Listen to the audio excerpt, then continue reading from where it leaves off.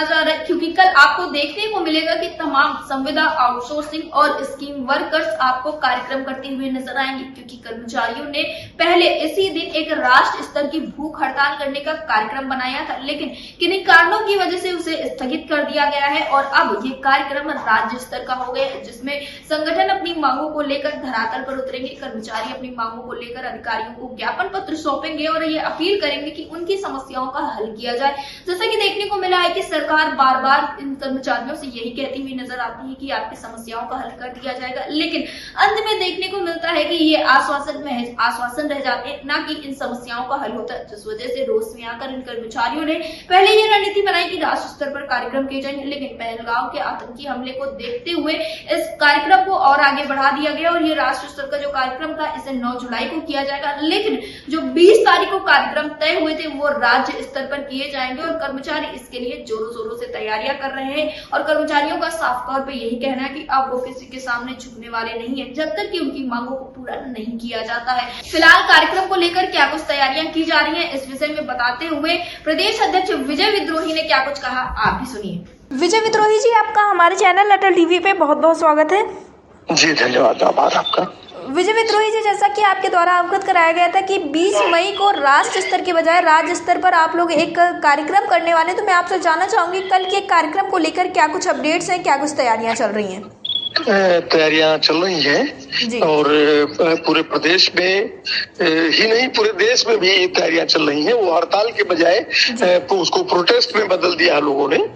और उत्तर प्रदेश में खास तौर से all India central council of trade union से जुड़ी हुई जितनी भी यूनियन है उनमें उत्तर प्रदेश आशा वर्कर्स यूनियन का बहुत बड़े पैमाने पर प्रोटेस्ट है। Mid day meal workers union, सफाई कर्मचारी यूनियन, आउटसोर्सिंग कर्मचारी संघर्ष मोर्चा, ये असंगठित क्षेत्र में निर्माण मजदूर, ये तमाम औद्योगिक मजदूर हैं। ये सब कल के कार्यक्रम में अपने अपने सवालों को लेकर के अपने अपने जिला मुख्यालयों पर या अपने प्रतिष्ठानों पर या अपने ब्लॉक पर या अपने तहसील पर प्रोटेस्ट करेंगे। तो तैयारी पूरी है और अभी भी जोरों से तैयारी चल रही है। खास तौर से जो राज्य व्यापी सवालों में जिस तरह से देखा जा रहा है तो उसमें आशा वर्कर्स और ये संविदा एनएम है और एक आउटसोर्सिंग कर्मचारियों का एक बहुत बड़ा हिस्सा, असंगठित क्षेत्र के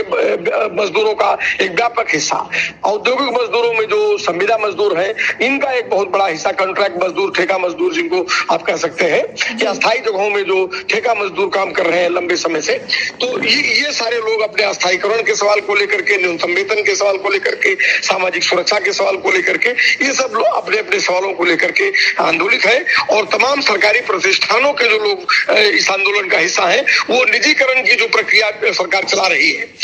चाहे वो बिजली का निजीकरण हो, चाहे रेलवे का निजीकरण हो, और चाहे वो गेल का हो, भेल का हो, सेल का हो, या जितने सरकारी प्रतिष्ठान है तो उनके निजीकरण पर रोक लगाई जाए। और जो 44 श्रम कानून सरकार ने खत्म किए हैं उनकी बहाली का जो प्रश्न है वो मूल प्रश्न रहेगा और उन प्रश्नों के आसपास ही अपने स्थानीय सवालों को जोड़ते हुए लोग कल के कार्यक्रम में हिस्सा लेंगे। जी विजय विद्रोही जी, जैसा कि पहले जब राष्ट्र स्तर का कार्यक्रम था तो उस हिसाब से परमिशन वगैरह ले ली गई थी, तो कल के कार्यक्रम के लिए क्या शासन प्रशासन को अवगत करा दिया गया है? जी, सेक्रेटरी, स्टेट के सेक्रेटरी को, होम सेक्रेटरी को इस बाबत चिट्ठी दी जा चुकी है और सारे एडमिनिस्ट्रेशन को इसकी जानकारी है और देश के पैमाने पर भी सेंट्रल गवर्नमेंट के भी सेक्रेटरी होम को जो है चिट्ठी, सेक्रेटरी इंडस्ट्री को चिट्ठी है, सेक्रेटरी सोशल वेलफेयर को चिट्ठी है। तो सरकारों को जानकारी है इस बारे में कि कल जो है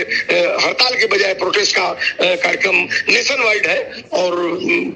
ये कार्यक्रम होगा। जी विजय विद्रोही जी, जो कर्मचारी हैं उनके बीच में कैसा जोश देखने को मिल रहा है इस वक्त पर? देखिए, कर्मचारी बहुत पीड़ित हैं और सरकार के प्रति उनमें बहुत गुस्सा है, बहुत निराशा है। सरकार उनके सवालों पर बिल्कुल ध्यान नहीं देना चाहती है, उनको सुनना भी नहीं चाहती। बड़े बड़े आंदोलन हो रहे हैं, आप देख रहे हैं कि तमाम तरह के आंदोलन प्रदेश के अंदर संगठित हो रहे हैं, लेकिन सरकार किसी भी आंदोलन से बात नहीं करना चाहती है, उनको कोई माकूल जवाब नहीं देना चाहती है। चाहे वो आउटसोर्सिंग और संविदा के कर्मचारी हो, चाहे वो शिक्षा विभाग के हमारे शिक्षा मित्रों का सवाल हो, चाहे मनरेगा के कर्मचारी हो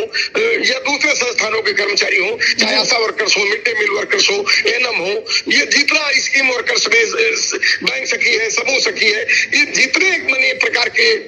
नए कामगार पैदा किए हैं इन्होंने, खासतौर से स्कीम के जरिए। और ये अस्थायी स्थानों पर जो संविदा, कॉन्ट्रैक्ट, ठेका और आउटसोर्सिंग, तो इनके सवालों को सरकार सुनना नहीं चाहती। अभी सुप्रीम कोर्ट ने 24 दिसंबर 2024 को एक बहुत शानदार जजमेंट दिया है और उसमें उन्होंने कहा कि कोई ठेका और आउटसोर्सिंग नाम का शब्द नहीं है और ये शब्दावली में कहा गया एक शब्द है जो श्रमिकों के अधिकारों को कमतर करने के लिए, उसको न्यूनतम कर देने के लिए और उनके अधिकारों को छीन लेने के लिए सरकारों ने इस शब्द को कहा है। जी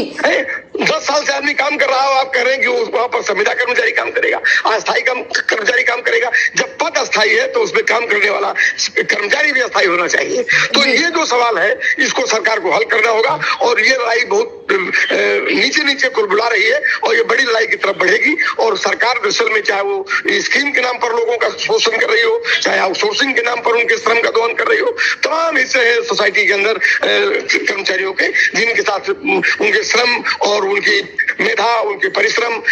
और उनके किए गए काम के पारिश्रमिक तीनों तरह की लूट पे लगी हुई है और इसके खिलाफ मजदूरों में बहुत निराशा के साथ साथ सरकार के प्रति बहुत गुस्सा है और अपने आंदोलनों के प्रति बहुत सचेतन उत्सुकता और संगठित होकर के लड़ने की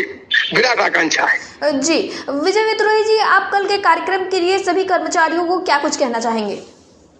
मैं यही कहना चाहूंगा कि 20 तारीख आने वाली 9 तारीख को होने वाली राष्ट्रीय हड़ताल का एक प्लेटफॉर्म है, तो इस कार्यक्रम को भी इतनी मजबूती से लागू किया जाए कि सरकार को एहसास हो कि आने वाले 9 जुलाई को जो राष्ट्रीय हड़ताल होगी उसमें इस प्रदेश की और इस देश की क्या स्थिति होगी। जी विजय विद्रोही जी, अटल टीवी से जुड़ने के लिए धन्यवाद। आभार।